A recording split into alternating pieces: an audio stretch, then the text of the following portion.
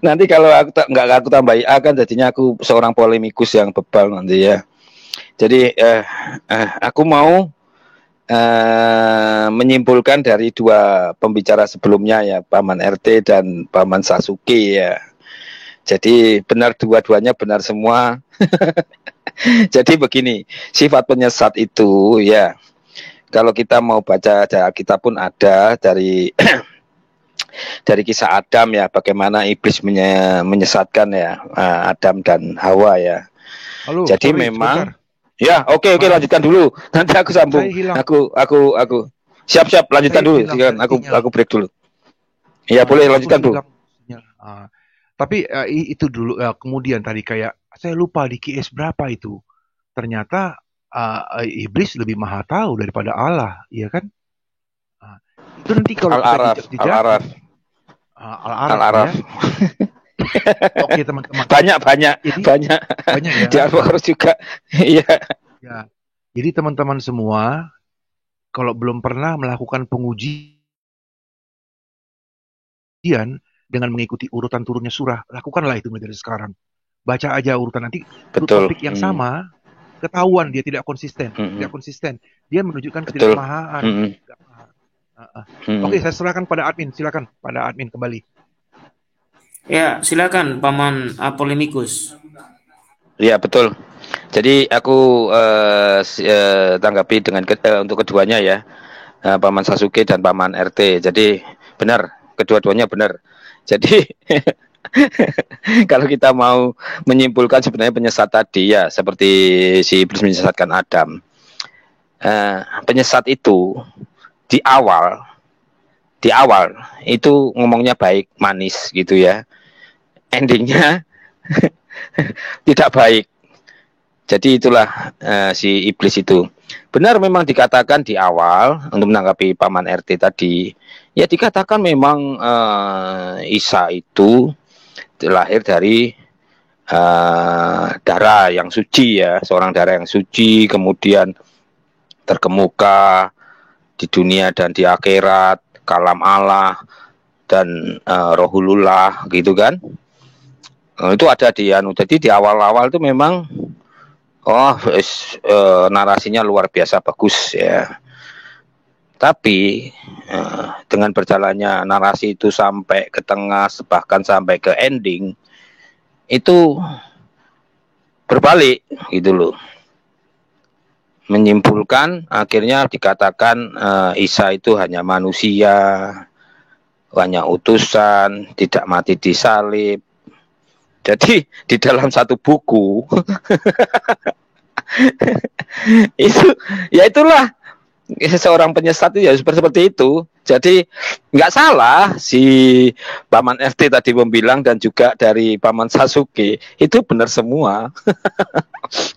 Jadi kita harus mengenal sifat-sifat penyesat itu ya begitu.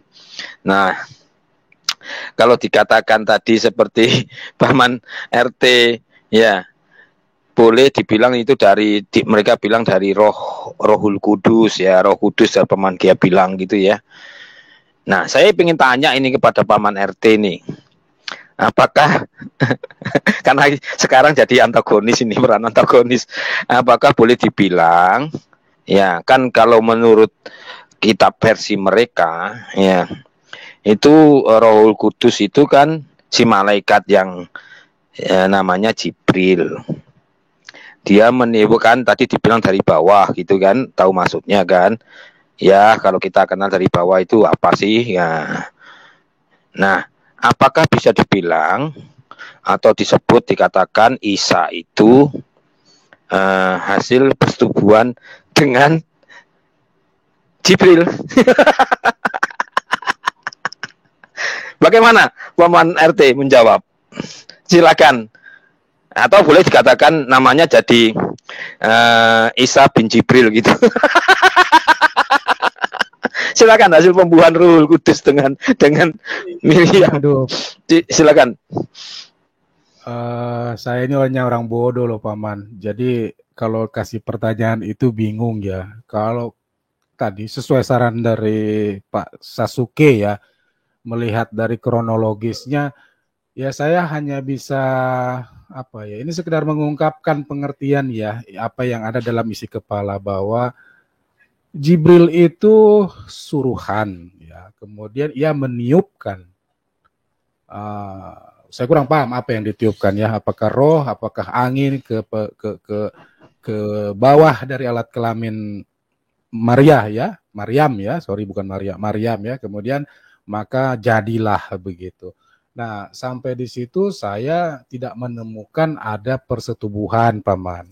Tetapi proses penciptaan yang misteri bisa saya terima. Apakah ia turun dari atas atau lewat bawah pun saya bisa terima gitu. Itulah memang iman. Nanti pada akhirnya terletak pada keputusan nalar budi kita, ya, akal dan nalar budi kita. Akal budi itu ya, nalar dan akal budi.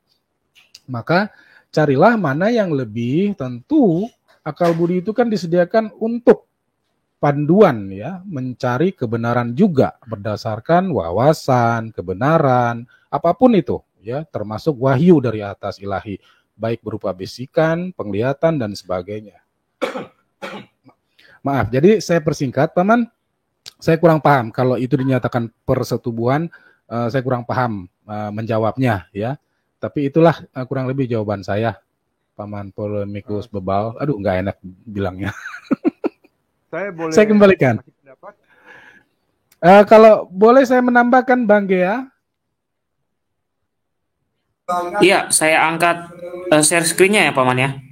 Iya, tolong diangkat share screen-nya. Ya, terbaca ya. Iya, bisa dibuka dulu, Paman. Agak dibuka. Sudah. Silakan, Oke. Paman. Ya, jadi ini tanggapan saya kepada Paman Sasuke ya. Ini kami mempunyai seri dokumen gerejawi nomor 7 tentang terang bangsa-bangsa Lumen Gentium. Ya, tadi kan Paman menyampaikan 3 poin. Ya, 3 poin tadi kalau tidak salah, mohon koreksi nanti ya. Bahwa poin pertama saya menuliskan, Paman mengatakan cara mengalahkan mereka kan gitu ya. Ya. Yang kedua adalah tentang penyesat yang menyesatkan kan gitu. Yang ketiga tentang cara pandang atau membedakan antara Allah Israel dan Allahnya orang Arab kan gitu ya. Saya ingin jawab bahwa dalam konteks saya berbicara di room ini Paman. Jadi dasarnya adalah panduan dari dokumen gereja kami ya tentang bagaimana kita sebagai umat Kristiani Katolik ya hubungannya dengan umat yang bukan Kristiani. Di sini saya harus bacakan dulu ya semuanya biar jelas. Akhirnya mereka yang belum menerima Injil dengan berbagai alasan diarahkan kepada umat Allah, terutama bangsa yang telah dianugerahi perjanjian dan janji-janji serta merupakan asal kelahiran Kristus menurut daging. Lihat Roma 9, 4-5. Bangsa terpilih yang amat disayangi karena para leluhur, sebab Allah tidak menyesali karunia-karunia serta panggilannya. Lihat Roma 11 ayat 28-29. Namun rencana keselamatan juga merangkum mereka yang mengakui Sang Pencipta. Ya, kata pencipta di sini satu Allah, Paman ya. Saya lanjutkan. Di antara mereka terdapat terutama kaum muslimin yang menyatakan bahwa mereka berpegang pada iman Abraham. Kesamaannya ada di Abrahamik. Ya. Dan bersama kita bersujud menyembah Allah yang tunggal dan maha rahim. Karena proses Sang Pencipta hanya satu ya. Yang menghakimi manusia pada hari kiamat. Pun juga umat lain yang mencari Allah yang tak mereka kenal. Perhatikan, mereka tidak kenal, mungkin ya ada kesalahpahaman dalam bayangan dan gambaran. Tidak jauhlah Allah, karena ia memberi semua kehidupan dan nafas dan segalanya. Lihat Kisah Para Rasul 17 ayat 25-28. Dan sebagai penyelamat menghendaki keselamatan semua orang. Lihat 1 Timotius 2 ayat 4. Sebab mereka yang tanpa bersalah tidak mengenal Injil Kristus serta gerejanya, tetapi dengan hati tulus mencari Allah dan berkat pengaruh rahmat, berusaha melaksanakan kehendaknya yang mereka kenal melalui suara hati dan perbuatan nyata, dapat memperoleh keselamatan kekal.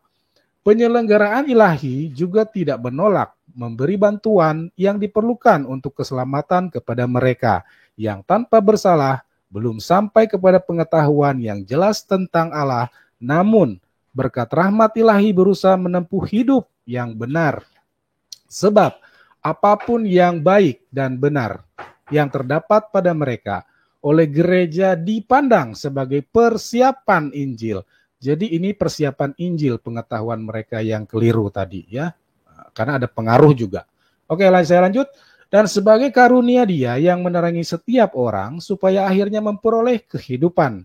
Tetapi sering orang-orang karena ditipu oleh si jahat. Nah, ini dia. Sering ya orang-orang ditipu karena si jahat. Jatuh ke dalam pikiran-pikiran yang sesat dan mengubah kebenaran Allah menjadi dusta dengan lebih mengabdi ciptaan daripada Sang Pencipta. Lihat Roma 1 ayat 21 dan 25. Atau mereka hidup dan mati tanpa Allah di dunia ini dan menghadapi bahaya putus asa yang amat berat. Maka dari itu dengan mengingat perintah Tuhan, wartakanlah Injil kepada segala makhluk. Markus 16 ayat 15, gereja dengan sungguh-sungguh berusaha mendukung misi-misi untuk memajukan kemuliaan Allah dan keselamatan semua orang itu. Jadi bukan menyangkal ya, tapi dalam konteks ini saya memang menyampaikan tadi atas dasar ini Paman ya, panduan kami, makanya saya berusaha untuk tidak menghakimi mereka yang belum mengenal Kristus yang dari cara pandang Katolik atau gereja atau Kristen secara umum aja lah ya. Seperti itu gitu. Nah, kekeliruan memang perlu disampaikan ya. Seperti adanya pengaruh si jahat alias iblis tadi yang berusaha mengubah sejarah, mengubah fakta dan data, itu memang ada sebagai proses dari penyampaian. Tapi terus terang saya memang menolak dikatakan untuk mengalahkan Paman, tetapi lebih kepada mendukung acara ini ya Bang Gea ya, bagaimana membedakan saja antara Yesus dan Isa Al-Masih dari video yang dikomentari gitu.